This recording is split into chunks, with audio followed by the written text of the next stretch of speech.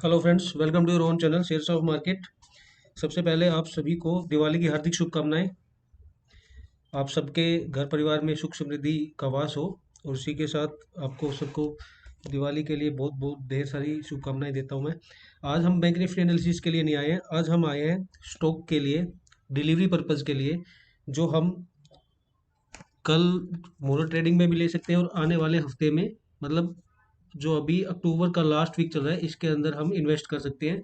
मैं 5 स्टॉक लेके आया हूँ आप लोगों के लिए, जो अलग अलग सेक्टर से है, जिसके अंदर पीएसयू सेक्टर से भी है, पीएसयू बैंक से, प्राइवेट प्राइवेट बैंक से भी है,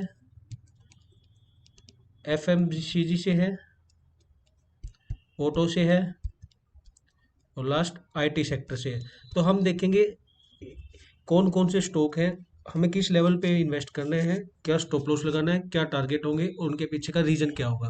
तो सब कुछ देखेंगे हम अभी इसी वीडियो में। थोड़ा सा वीडियो लंबी हो सकती है लेकिन आप पूरा देखें प्लीज़। अगर पूरा देखेंगे तभी आपको पता लगेगा कि क्यों इन्वेस्ट करना है और सीखने को भी मिलेगा। सबसे पहले हम देखेंगे कैनरा बैंक, जो कि पीएसयू सेक्टर का बैंक है। कैनरा बैंक का चार्ट है ये, और हमने चार्ट को जो ओपन किया है, मंथली चार्ट ओपन कर रखा है कैनरा बैंक का। मंथली चार्ट ओपन क्यों कर रखा है? क्योंकि हम जो अभी बात करेंगे वो 3 to 6 मंथ के लिए इन्वेस्टमेंट करने की बात करेंगे।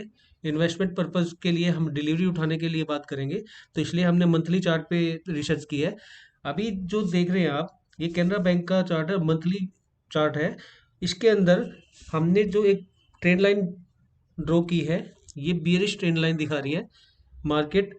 और कब से बियरिश है ये आप देख के हैरान हो जाओगे। ये देखिए, नीचे आपको डेट दिखेगी, फरवरी से 2012 से कंटिन्यू इस ट्रेड लाइन के ऊपर नहीं निकल पा रहा है, इसको रिस्पेक्ट कर रहा है, बार बार यहाँ से रिजेक्शन ले रहा है।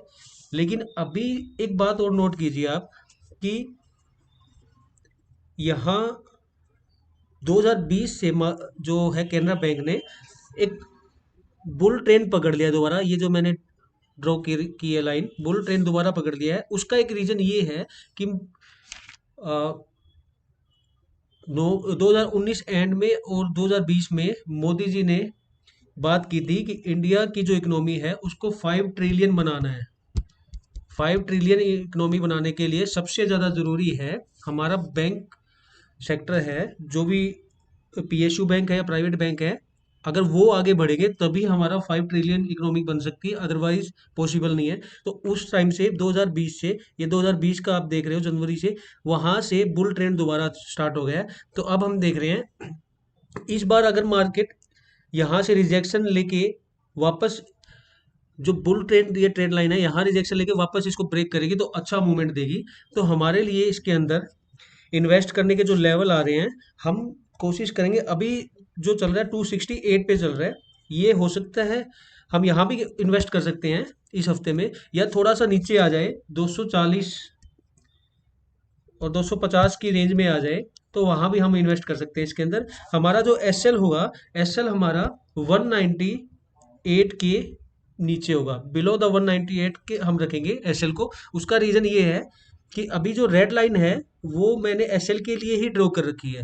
यहाँ 199.37 आ रहा है, यहाँ मार्केट ने कंसोलिडेट किया काफ़ी टाइम। अभी मार्केट जब वापस इस ट्रेंड लाइन को टच करेगी तो या तो यहाँ कंसोलिडेट करेगी एक महीना, उसके बाद में इसे ब्रेक करेगी, या फिर वापस आएगी तो इस ट्रेंड लाइन को रिस्पेक्ट करेगी। तो ये ट्रेंड लाइन के नीचे ही हमारा एसएलआर है, तो हमने 198 के नीचे ही इसका एसएल रखेंगे। और जो हमारे टारगेट आएंगे, फर्स्ट टारगेट हमने जो ड्रॉ कर रखी है लाइन 345, जो हम राउंड ऑफ 340 भी मान के चले, थोड़ा बफर रखेंगे 5 पॉइंट का। सेकंड जो टारगेट है 450 का मान के चले, 454 का निकल के आ रहा है।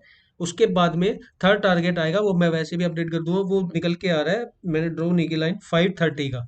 तो ये टारगेट होंगे हमारे 3 to 6 मंथ के अंदर। स्टॉप लॉस मैंने आपको बता दिया, टारगेट बता दिए, कब लेना है वो भी बता दिया, लेवल्स। तो ये था कैनरा बैंक पे हमारी रिसर्च। अब हम देखते हैं सेकंड। सेकंड हमने लिया है प्राइवेट बैंक, इंडसइंड बैंक। ये बैंक बहुत अच्छी मूवमेंट करता है, और जब करता है ये मूवमेंट बहुत गजब देता है, और अपर सर्किट लगाने में भी माहिर है, लोअर सर्किट लगाने में भी माहिर है, मतलब इसकी चाल बहुत गजब है। इसके अंदर हम देखते हैं इंडसइंड बैंक का जो आज अभी भाव चल रहा है 1142 रुपये चल रहा है। और हमारा जो एसएल आएगा वो आएगा 930 के नीचे, 933.92 निकल के आ रहा है। हम सेफ्टी पर्पज से 3 पॉइंट का और बफर रख के 930 या उसके नीचे ही एसएल लगाएंगे। उसका रीजन देखो, अभी ये भी बियरिश ट्रेंड में चल रहा था और अब जो है 2020 से ही इसने भी, यहाँ देखो आप, 2020 से ही बुल ट्रेंड पकड़ा है। यहाँ से वापस इस ट्रेंड लाइन का रिस्पेक्ट कर रहा है, 2 बार कर चुका है। यहाँ 2-3 महीने यहाँ कंसोलिडेट किया, ऊपर गया है, वापस आया है।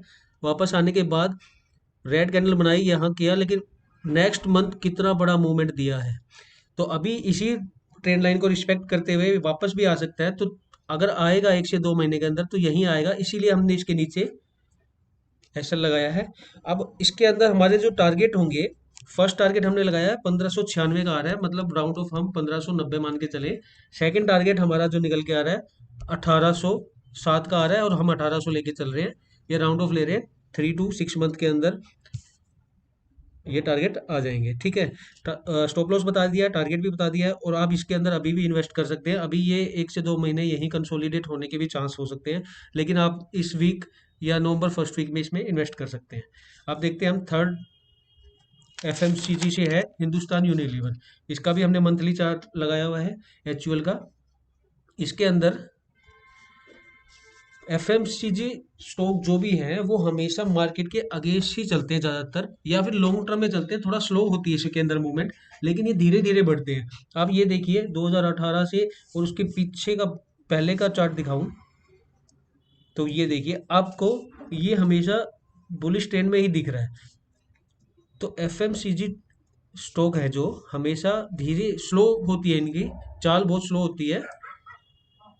हमने ये क्यों चूज किया है, इसका रीजन है अभी मार्केट अपने ट्रेंड लाइन पे ही, देखिए 3 मंथ से नीचे से रिजेक्शन ली है, डाउन ट्रेंड में नहीं आ रहा।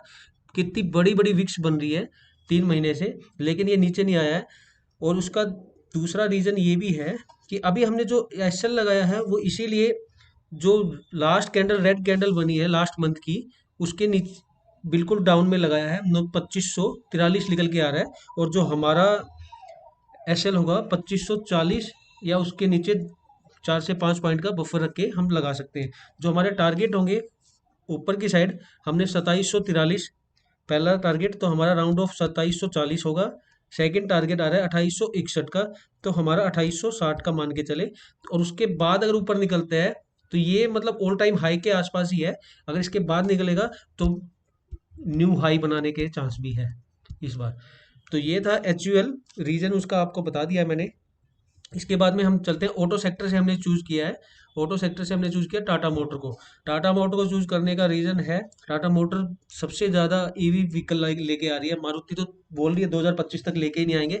टाटा मोटर ने अपनी अच्छी गाड़ियाँ उतार भी दी है, नेक्सन, टियागो, अल्ट्रोज की भी बात है। तो अभी एक रीजन और है, ये जो ट्रेंड देख रहे हो, ट्रेंड लाइन है ग्रीन कलर की, ये 2015 से इसको रिस्पेक्ट कर रहा है। यहाँ भी किया, यहाँ किया, यहाँ भी किया है। पर फर्स्ट रीजन तो ये है। दूसरा रीजन है, मार्केट ने कप एंड हैंडल बनाया है लॉन्ग टर्म में। मंथली चार्ट पे देख रहे हैं हम, लॉन्ग टर्म में बनाया। एक तो ये जो ट्रेंड लाइन ब्रेक होगी, और उसके बाद में ऊपर जो ये रेजिस्टेंस है, ये ब्रेक होने के बाद टाटा मोटर में अच्छी बड़ी मूवमेंट आने के चांस है। हमारा जो स्टॉप लॉस होगा 331 निकल के आ रहा है, तो हम 330 के नीचे ही या 330 लगाएंगे स्टॉप लॉस अपना। और जो हमारा टारगेट होगा, फर्स्ट टारगेट हम यही ले रहे हैं कप एंड हैंडल का, 541 आ रहा है तो हम 540 लेके चलेंगे।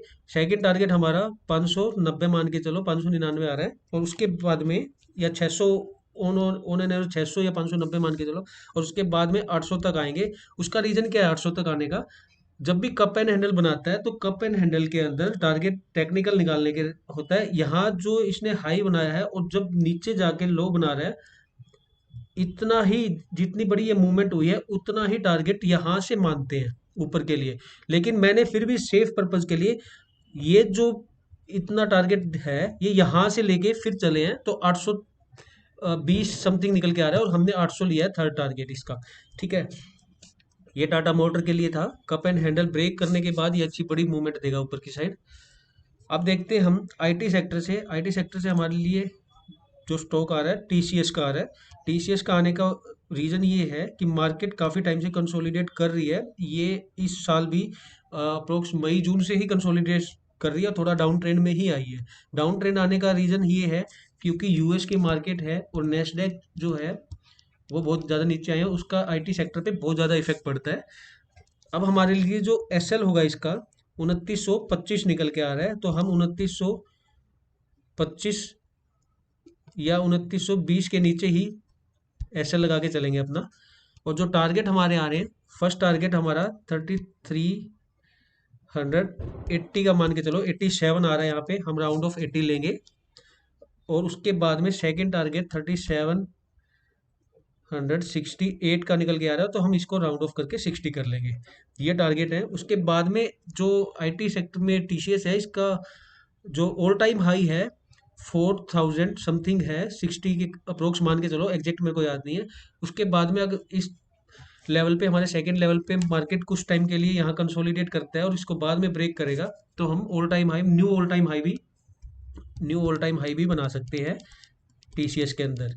तो ये थे इन्वेस्ट करने के लिए। मोनो ट्रेडिंग पे कर सकते हो आप, और आने वाले हफ्ते में अक्टूबर के मंथ में या नवंबर के फर्स्ट वीक में भी कर सकते हैं। मैंने आपको एसएल बता दिए हैं, टारगेट बता दिए हैं, किस रेंज में ले सकते हो, ट्रेंड लाइन के साथ बताया है। इसी के साथ हम ये वीडियो को यहीं पे एंड करते हैं। Thanks for watching, keep supporting me.